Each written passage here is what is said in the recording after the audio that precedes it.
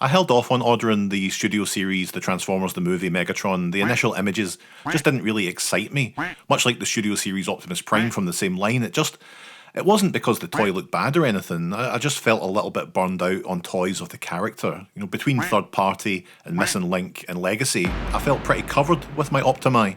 And then there was no shortage of good Megatron toys in the last few years either, from Hasbro and certainly from third parties. If you want a decent looking cartoon accurate Megatron, one that turns into a handgun or a tank, you're kind of covered. But after hearing so much glowing praise for this boy, I thought let's take the plunge and review an actual new official release on this channel, which I don't think I've done for about 8 months. So first things first, the big controversy of this boy is that he transforms into a tank. Now I don't like that. I don't think he should be a gun either. Obviously it's 2025, we've got to be practical. But I'm an animated guy. Megatron should be a helicopter. But we've landed on a tank as his official alt mode, and I knew that before buying this thing, so if I have a problem, it's kinda on me. But still, for this line that seeks to emulate the look of the characters from the 86 film, it means we've got some compromises to be made. Some clear tank sculpting on the legs that clearly wasn't there in the film. I switch between this annoying me and telling myself to just shut up and accept what a marvel of toy engineering this is. Because it is. And yeah, this is a toy with a lot of obvious hinges and mechanisms and tabs, which do detract from the overall clean look that I'd hoped for. But when you see just how much is packed into the boy, it kind of restores your faith in these old characters still being able to entertain. The older tank Megatrons from Siege and Gen Selects were good, but they clearly had to make concessions like the big tank tread backpack or a wildly out of place shield and sword combo.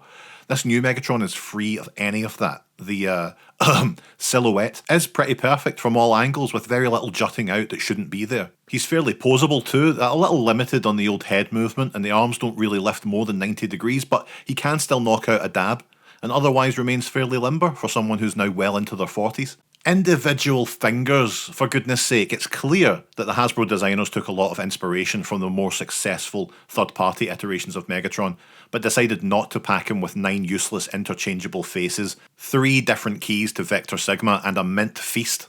Fusion Cannon's nice. I don't know if it feels a bit short at the front. Is that my imagination? Plus we've got this barrel over the shoulder there that you can remove at your leisure. Other accessories are thankfully minimal. We've got Megatron in his gun mode, for all you maniacs out there that can't see sense. It's nice to have things like this held by other characters. It always feels weird to have Megatron hold himself, The other thing is this big energy sword lightsaber deal, and I like it. It's sturdy and it fits so well into the hands, you're going to have a hard time getting it back out. Plenty of storage on the back of this bad bastard too, which is always appreciated. Kind of a class act, if I'm honest. Everything's sturdy, he's weighty. He feels premium. The price of Transformers is extortionate these days, but certain ones like this come along and you're like, alright. The transformation is like wizardry. The amount of stuff they pack into these lower legs is unreal. It just keeps folding out and folding out.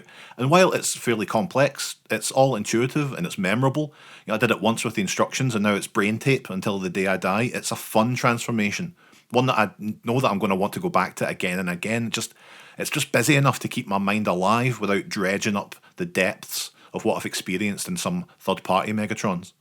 It's easy to focus on the robot mode and the alt mode, and sometimes we forget about how much the transformation process itself needs to be more than a means from getting between these two modes. The process itself has to be fun, or the toy's just going to stagnate on the shelf like so many cans of Prime. The tank mode is a tale of two cities, one nice, one shitty, as Dickens wrote. From the front at an elevated angle, like all the official photography, it's a bit of a looker, mostly. Well, the bottom half is. Look, I don't really like the tank mode, alright? Some lovely detail on the treads, but that turret is just a mess. I really don't care for this fusion cannon sandwiched between the arms method that seems to be the norm. At least the Gen Selects version had that big ugly blade weapon to top things off.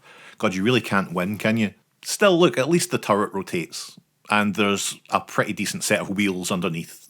It's fine, I suppose. I can forgive it purely on that robot mode and the transformation, proving that the journey can sometimes be more important than the destination. And you can plug the sword into the side of the tank and the little Megatron up top, which again is appreciated.